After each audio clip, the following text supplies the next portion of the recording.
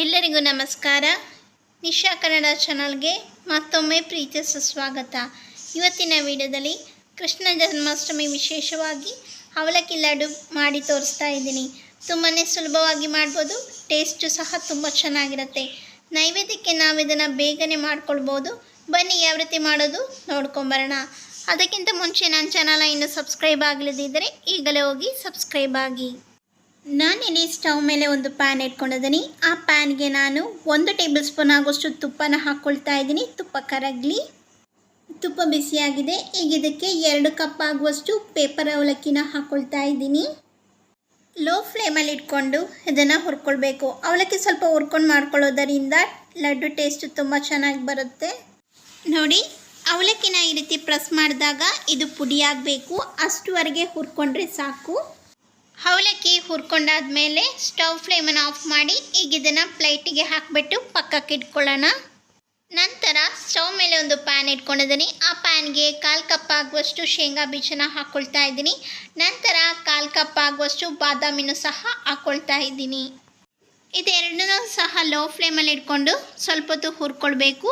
ನೋಡಿ, ಶೇಂಗಾ ಬೀಜದ ಸಿಪ್ಪೆ ಎಲ್ಲ ಬಿಟ್ಕೊಂಡು ಬರ್ತಾ ಇದೆ. ಹಾಗೆ ಕಲರು ಕೂಡ ಸಹ ಚೇಂಜ್ ಆಗಿದೆ.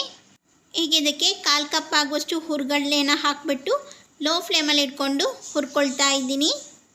ನೋಡಿ, ಶೇಂಗಾ ಬಾದಾಮಿ ಹುರ್ಗಡ್ಲೆ ಎಲ್ಲ ಹುರಿದಾಗಿದೆ. ಸ್ಟವ್ ಫ್ಲೇಮನ್ನು ಆಫ್ ಮಾಡಿ ಈಗ ಇದನ್ನು ಪ್ಲೇಟಿಗೆ ಹಾಕಿಬಿಟ್ಟು ಪಕ್ಕಕ್ಕೆ ಇಟ್ಕೊಳ್ತಾ ಇದ್ದೀನಿ. ಮಿಕ್ಸಿ ಜಾರಿಗೆ ಮೊದಲಿಗೆ ಹುರಿದಿಟ್ಕೊಂಡಿರೋ ಅವಲಕ್ಕಿನ ಪುಡಿ ಮಾಡ್ಕೊಳ್ತಾ ಇದ್ದೀನಿ. ಅವಲಕ್ಕಿನ ಮಿಕ್ಸಿ ಜಾರಿಗೆ ಹಾಕಿ ನುಣ್ಣಗೆ ಪುಡಿ ಮಾಡ್ಕೊಂಡು ಬರ್ತೀನಿ.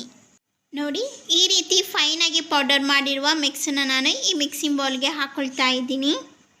ನಂತರ ಇದೇ ಮಿಕ್ಸಿ ಜಾರ್ಗೆ ಆವಾಗಲೇ ನಾವು ಹುರಿದಿಟ್ಕೊಂಡಿರುವ ಶೇಂಗಾ ಬಾದಾಮಿ ಹುರ್ಗಡ್ಲೆನ ಹಾಕಿಬಿಟ್ಟು ನೈಸಾಗಿ ಪುಡಿ ಮಾಡ್ಕೊಂಡು ಬರ್ತೀನಿ. ನೋಡಿ, ಈ ರೀತಿ ಫೈನಾಗಿ ಪೌಡರ್ ಮಾಡ್ಕೊಳ್ಬೇಕು. ಈಗ ನಾನು ಈ ಮಿಕ್ಸಿಂಗ್ ಬೌಲ್ಗೆ ಹಾಕ್ಕೊಳ್ತಾ ಇದ್ದೀನಿ.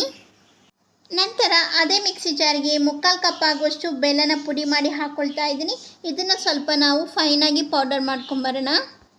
ನೆಕ್ಸ್ಟ್ ಇವಾಗ ಸ್ಟವ್ ಮೇಲೆ ಒಂದು ಪ್ಯಾನ್ ಇಟ್ಕೊಂಡಿದ್ದೀನಿ. ಆ ಪ್ಯಾನ್ಗೆ ನಾನು 1 ಟೇಬಲ್ ಸ್ಪೂನ್ ಆಗುವಷ್ಟು ತುಪ್ಪನ ಹಾಕ್ಕೊಳ್ತಾ ಇದ್ದೀನಿ. ತುಪ್ಪ ಬಿಸಿಯಾಗಲಿ.